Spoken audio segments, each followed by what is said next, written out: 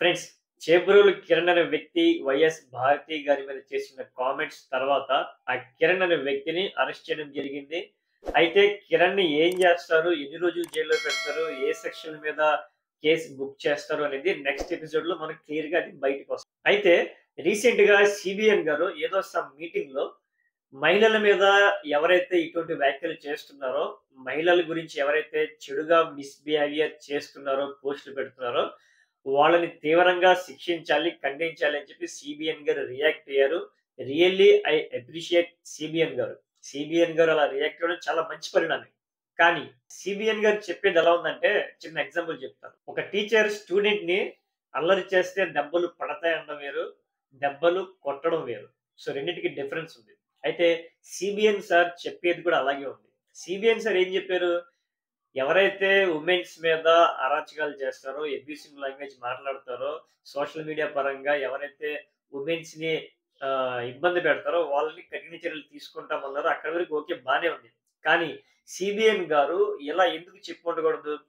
ఎవరైతే వుమెన్స్ మీద తీవ్రంగా ఎవరైతే చెడు బిహేవియర్ చేస్తారో, మార్ఫింగ్ ఫోటోస్ సోషల్ మీడియా పరంగా ఇబ్బంది పెడతారో, నేను ఇక్కడి నుంచి చెప్తున్నాను డీజీపీ గారికి, వాళ్ళని ఎమ్మటనే శిక్షించండి. వాళ్ళు ఏ పార్టీ వారైనా సరే, మన పార్టీ వారైనా సరే, ఎమ్మటనే కేస్ బుక్ చేయండి. రేపు మార్నింగ్ జీవో రిలీజ్ చేస్తానని చెప్పి ఎందుకు చెప్పకూడదు సీబీఎన్ సార్?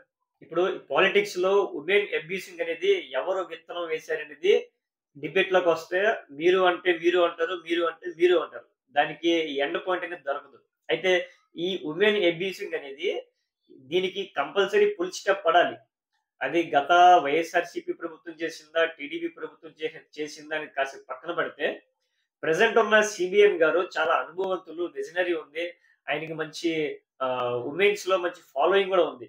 సో, అటువంటి సీబీఎన్ గారు మంచి క్రెడిబిలిటీ ఉన్న సీబీఎన్ సార్, ఆయన ఎందుకు ఈ డెసిషన్ తీసుకోకూడదు? ఇప్పుడు వైఎస్ భారతి గారి మీద తీవ్రంగా కామెంట్ చేశారు. వైఎస్ఆర్‌సీపీ సోషల్ మీడియా విరుచుకుపడుతుంది. చాలా సీరియస్ ఇష్యూ అవుద్దని తెలిసి కిరణ్‌ని అరెస్ట్ చేయడం జరిగింది. అయితే గతంలో ఈ కిరణ్ అనే వ్యక్తి విడదల రజనీ గారి మీద సోషల్ మీడియాలో ఇబ్బందికరంగా మాట్లాడినందుకు విడదల రజనీ గారు కేస్ బుక్ చేస్తే కేస్ పెట్టమని అడిగితే దానికి కేస్ బుక్ చేయలేదు. ఇప్పుడు వైఎస్ భారతి గారి మీద సీరియస్ ఇష్యూ అయింది కాబట్టి వాడిని అరెస్ట్ చేయడం జరిగింది. లేదంటే వాడు అలాగే తిరిగేవాడు కదా! ఇప్పుడు కిరణ్ అనే కాదు. ఆర్‌పి, సీమరాజ వీళ్ళు ఏ విధంగా వుమెన్స్ మీద అబ్యూసివ్‌గా మాట్లాడుతున్నారు. వాళ్ళు ఏ పార్టీ అయినా సరే. వైఎస్ఆర్‌సీపీ పార్టీ అయినా సరే, టీడీపీ పార్టీ అయినా సరే, ఏ మహిళ మీద అయినా సరే అబ్యూసివ్‌గా మాట్లాడే కార్యకర్తలు ఎవరైనా ఉంటే వాళ్ళ మీద తక్షణమే చర్యలు తీసుకోండి. ఇప్పుడు సీబీఎన్ సార్ అన్నట్టుగానే ఆల్రెడీ ఈ ఆర్‌పి అనే వ్యక్తి రోజా గారి మీద ఏ విధంగా మాట్లాడాడో ఎన్ని వీడియోస్ ఉన్నాయి.